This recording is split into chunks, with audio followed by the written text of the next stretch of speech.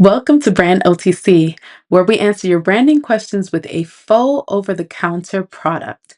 And today's product is called Vocaline, which helps you fine tune your brand voice and tone. So if you're struggling with mixed messaging, a lack of brand recognition, or audience disconnection, this is the episode for you. All right. Well, hello. My name is Cynthia Akita, and I am your brand strategist and brand and web designer here at the Design Firmacy. And today's question is, how do I choose the right brand voice and tone? So, how exactly do you define your voice? Most times we don't even realize that our brand voice is actually our voice. It is literally our voice. The same way that I'm speaking to you will be the same way in your voice that you would be speaking to your audience. It's the way that we speak to regular people, it's the way that we interact, and it's the cadence with which we speak. So, 9 times out of 10, your brand voice is going to resemble you, literally. And that's the easiest voice to have because it's the most authentic. All right. You don't have to make it up. You don't have to be ingenuine because it is literally who you are. All right. But yes, there are instances where your brand has to build its own voice. And that can be based on a variety of factors. So you kind of have to audit whether your audience is receptive to your personal speech. Does your personal speech actually resonate with them? For example, if you're someone who uses foul language, right?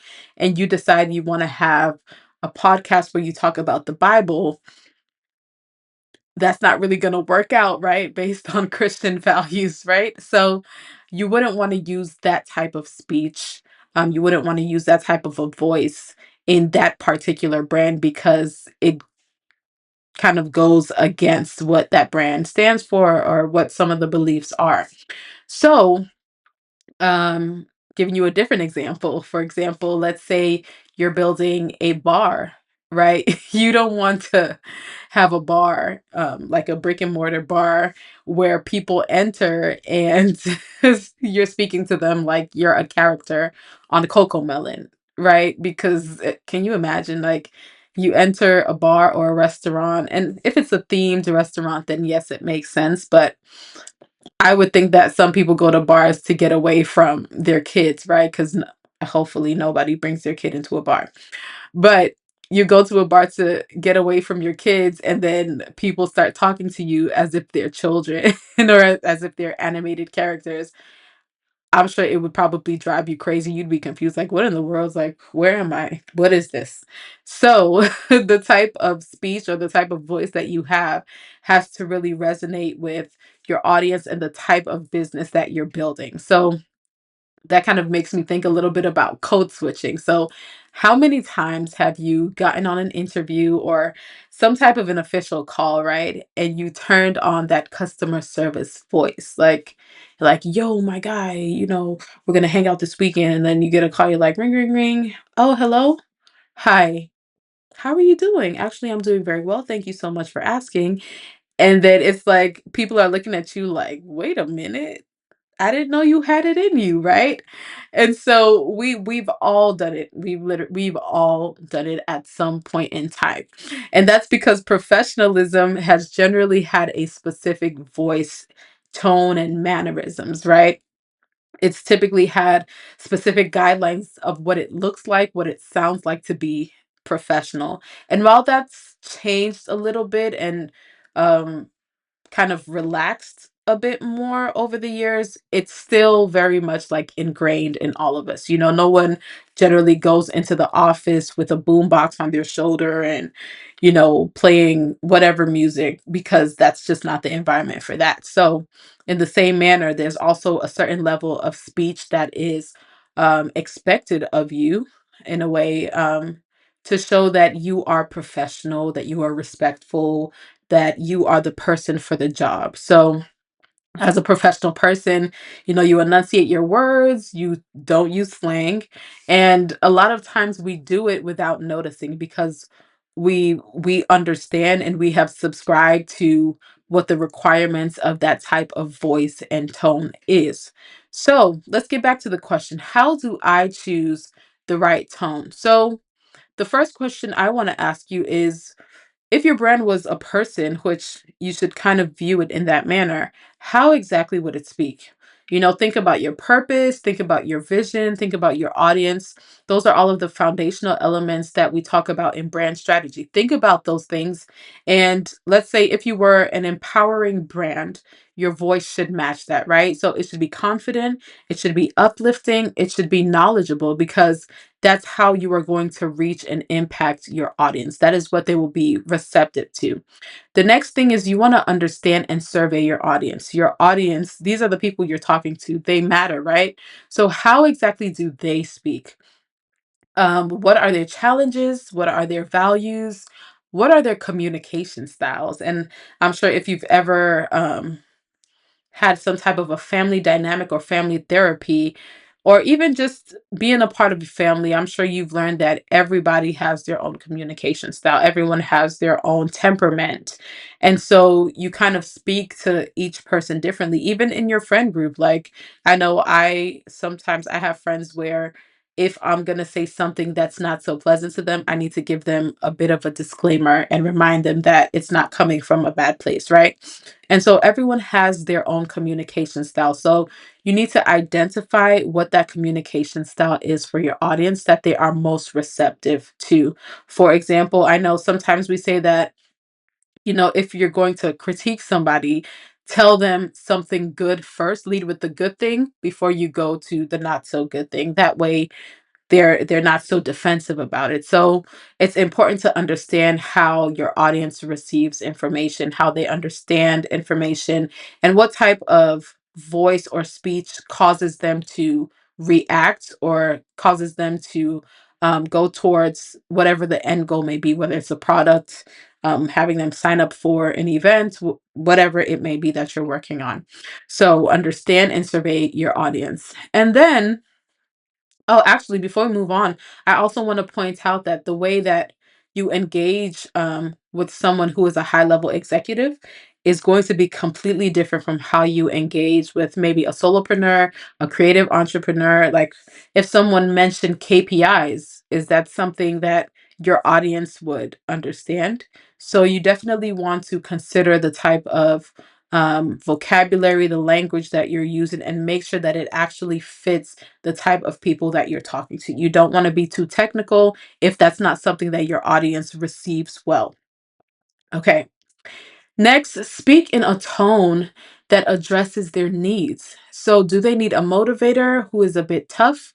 For example, maybe a personal trainer. And yes, we can have personal trainers that are um, not so, I don't want to say mean because it's not mean, it's assertive, who are not so challenging and assertive. And we have others who are a bit more compassionate and not so tough, right? So we could have two sides of the spectrum there. Um, it's possible to have someone who trains you where you still get results, but they didn't like scream at you and intimidate you into getting your workouts done, right? So speak in a tone that addresses their needs. Do they need someone who has to push them and fight them for them to get the thing done? Or do they need someone who will, in a loving, um, kind of like a motherly manner, push them to their goal or whatever the end goal may be in your particular business? So consider those things. The first one was, if your brand was a person, how would it speak? Second, understand and survey your audience. And then three, speak in a tone that addresses their needs.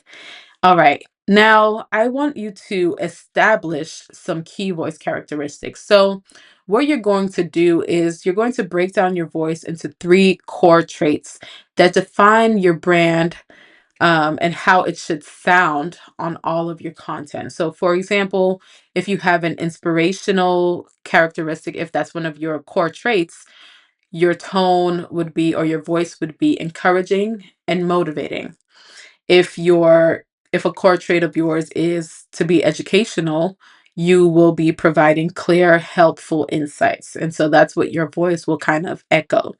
If your core trait is to be bold, then your voice is going to be confident and it's going to be direct in your messaging. So write those down. 3 to 5, I would say, because you don't want to get too overwhelmed. Obviously, there are a lot of components that kind of go into creating a strong and consistent voice and tone. And so I would say stick around 3, 5 at the most.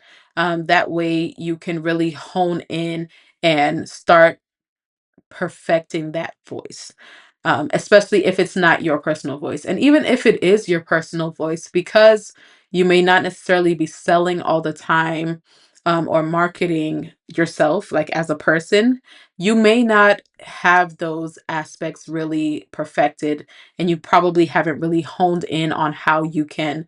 Um, Deliver in a manner that gets people to respond.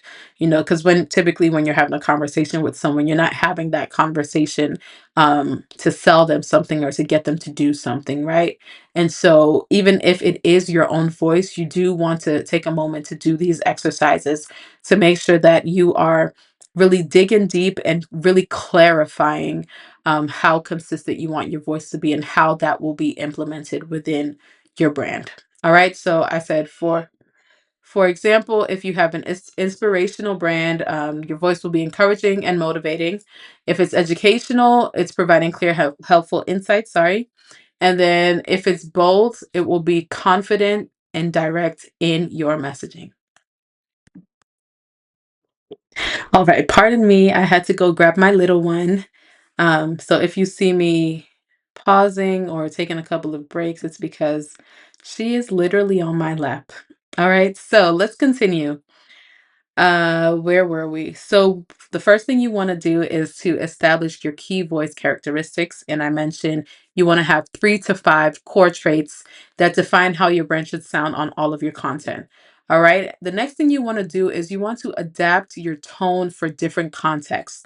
So while your brand voice will stay consistent, and it should stay consistent, your tone should shift based on a situation. So you can kind of think of it as your voice having a different mood. While you can be encouraging, let's say maybe you're having a bad day, you can still be encouraging and not be so giddy and happy and bouncy and fluffy and all those things, right? You could be a little bit more stern.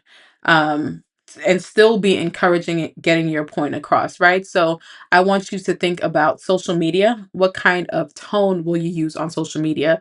An example is you can be conversational, you can be engaging. If you have a sales page, however, you'll probably be more persuasive, more confident, more action driven, telling people that this is the thing that will change your life, right? But you could still have that encouraging tone or whatever that initial tone will be, that inspirational voice. Another area is emailing your clients, right? While you can be professional, you could still be friendly, like hey girl type of situation, if that's what your voice is, and then still be informative, but again it's a bit more personable, right? So those are some areas where you can kind of adapt your tone and your voice for the different contexts that it is used in. Maybe you're on LinkedIn and you want to show that you are like strictly professional, you're very knowledgeable. Those things are going to change based on, again, the context that your voice is used on or used in. Now, the next thing you want to do is actually create a brand voice guide. And this may sound a bit confusing because you have your brand style guide, right? Style is for the visual elements of your brand, but your brand voice guide helps you to really hone in on what your sound is going to be for your audience. So it's a document um, of your brand's voice, so that anyone who is creating content, whether it's someone outside of your organization or even if it's just yourself, because again, we have not necessarily perfected our voices for that end goal that we are looking for. And so we can all use some extra practice on really honing in and really getting into that detail, the nitty gritty of what our voices are and how they operate so that they can influence our audiences to take action. So I want you to do your do's and your don'ts for your voice. So some examples are: do be empowering, don't be overly formal. Do be firm, don't be mean. Do be knowledgeable, don't be stuck up. Do be childlike, don't sound naive, right? So do your do's and your don'ts of your voices, or of your voice, sorry. And then go on and talk about or give yourself some examples of your messaging style. So, how would you respond to a customer inquiry? How would you respond to, you have Twitter or X or Threads, right? If somebody has maybe a comment of opposition, how would you respond to that? And Wendy's is a great a great brand for being sassy. I'll talk about them in just a moment, but have some examples of what your messaging style will look like on a variety of platforms. And then have some adjustments again for those different platforms. So maybe you're fun on Instagram, maybe you're really going deep on LinkedIn. Maybe you're authoritative on LinkedIn. So you want to go over that. So your do's and your don'ts. I apologize, I'm going fast because of my daughter. Your do's and your don'ts, and then examples of your messaging styles, and then the different adjustments that you're going to make for the different platforms that your brand lives on. And your brand is most likely not going to be on every single platform, but focus on the platforms that are most important to you, that your audience lives on. All right. So I wanted to talk a little bit about Wendy's, because Wendy's brand is widely known as like being really sassy. They have a lot of wit. They are playful. They have humor. They're confident. They have a little bit of an edgy tone, and it's very evident on their social media platforms, right? But I'm sure if you walk into the store, they're not necessarily going to be talking to you like that, right? So that's what I mean about having certain types of language for different contexts that you're in. So, with that said, again, they're witty and playful. They use humor and wordplay to engage with their audience. They're direct and assertive. They're not afraid to stand up for themselves or to stand up and respond to the criticism that they get. And anytime they respond, they're going to give you some of that sass and a little bit of attitude. They're authentic and relatable. They strive to connect with their customers on a personal level, again, by being genuine and not overly corporate. And so you wouldn't see this in a brand where they wear like a law firm, like where it's suits and nice dresses and, designer here, there, everywhere type of thing. They're just like everyday people who have opinions, who have some attitude and all of that. And the greatest thing about them is that they remain consistent on all of their platforms. You're going to see that type of voice, that type of personality everywhere you see Wendy's. And so you definitely want to sit there and really dig deep into your voice, and you can do that using our new resource called your brand voice guide, or not your, but the brand voice guide. So visit our shop. I'm going to drop the link down below. Make sure you grab it and use that to really dig deep into how you want your brand to sound, the voice that it'll have, and the tone that it will operate with. And I hope this was helpful for you. I will catch you on the next video. Have an amazing day. Bye.